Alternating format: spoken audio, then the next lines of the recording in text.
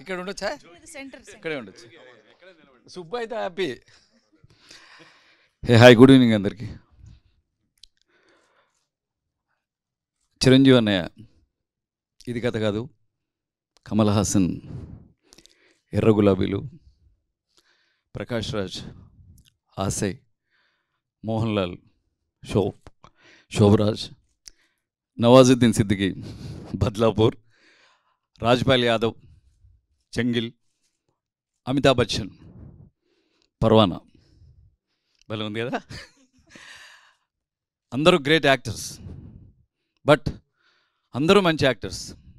But వాళ్ళకి ఒక challenging role వచ్చినప్పుడు డోర్స్ ఓపెన్ అవుతాయి.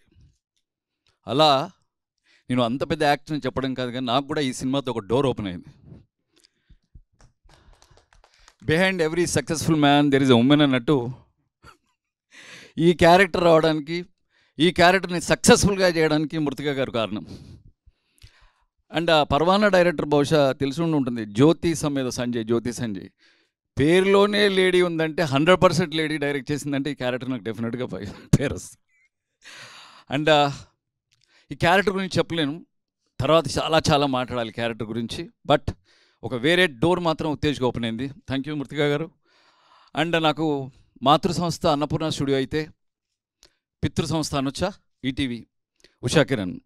నా కెరీర్ ప్రారంభంలో నాకు ఫైనాన్షియల్గా యాక్టర్గా ఎదగడానికి నాకు చాలా దోహదపడింది రామోజీ గారి ఉషా కిరణ్, ఈటీవీ. సో నాకు ఈ మంచి క్యారెక్టర్ ఇచ్చినందుకు మృతిక గారికి, అలాగే బాపినెట్ గారికి, సాయిబాబా గారికి, అందరికీ, అలాగే మన కెమెరామెన్ సుజాత గారికి, అందరికీ love you all and all the best. And Harish అన్న, నువ్వు చాలామందికి ఇన్స్పైరింగ్గా తయారవు యాజ్ అ డైరెక్టర్స్. అండ్ ఇప్పుడు సన్నబడ్డర్లో మళ్ళీ షాక్ ఇచ్చావు నువ్వు.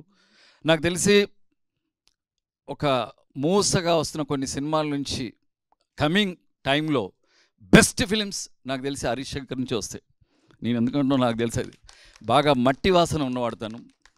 సో అలాగే కో యాక్టర్స్ అందరూ, శ్రీరామ్, రితికా సింగ్, వీళ్ళందరితో యాక్ట్ చేసినందుకు నాకు చాలా సంతోషంగా ఉంది. Love you all. Thank you so much.